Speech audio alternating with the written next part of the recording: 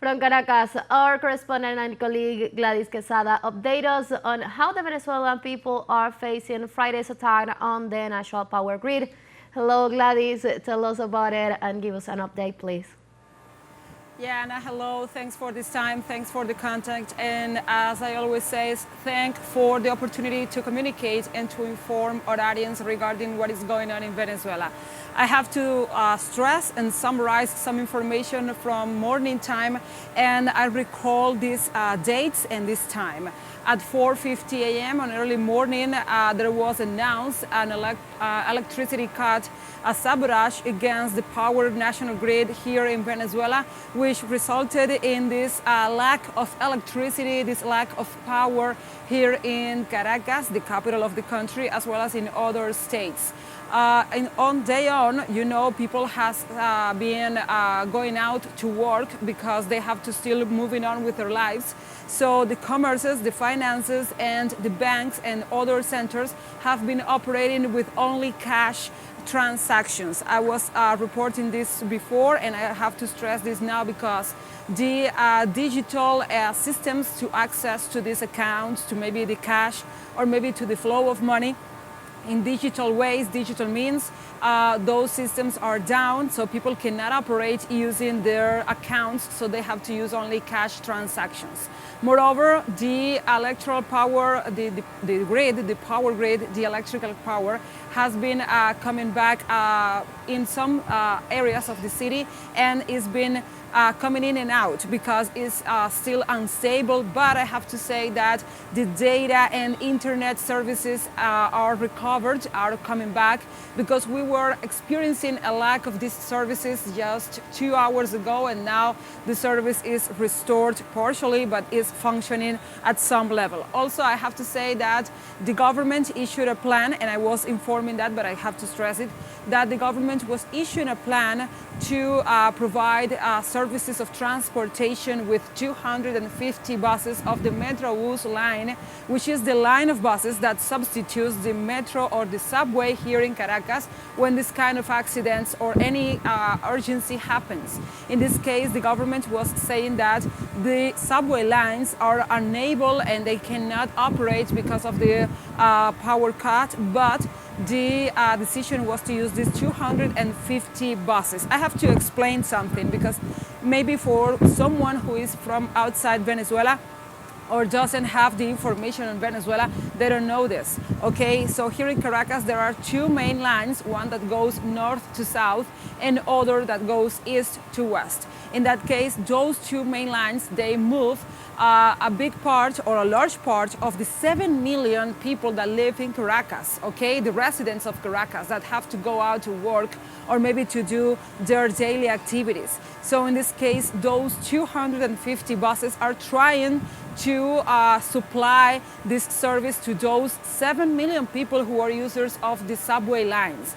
And also, as I wanted to explain, the traffic is going on normally.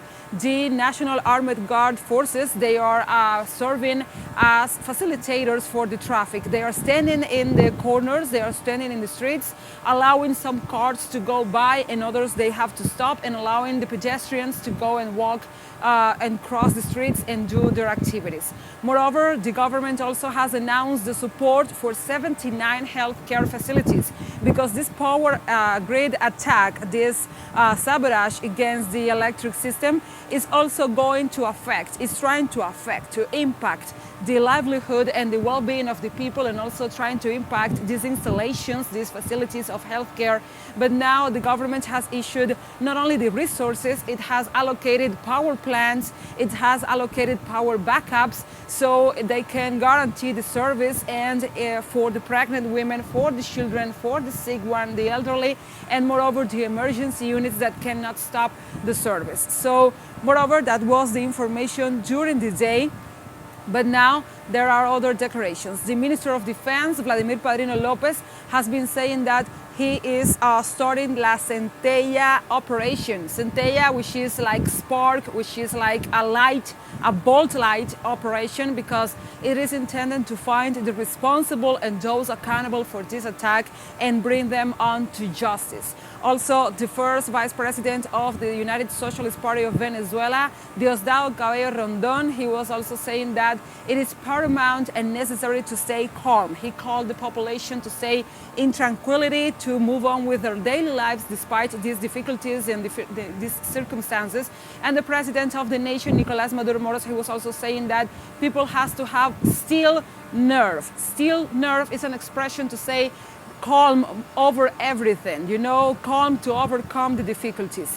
Also, I want to say, Ana, that Jorge Arreaza, the first secretary of ALBA TCP, one of the movements that joins and comes together and gathers many Latin American countries, one of the many blocks of integration, is calling for respect for Venezuela and is condemning this attack, this sabotage against the power grid here in Venezuela and in Caracas. Also, I want to stress something. This is happening just 1 month after the electoral victory of Nicolás Maduro Moros, 1 month after the elections, the presidential elections here in Venezuela, and this sabotage is also falling in line with one that happened on Tuesday night and also affected northern parts of the city of Caracas. So this is not new for Venezuelan people. This is not a new event for them. So they have the strategies, they have the reliance on themselves in the government, and I have to say, this kind of attacks are only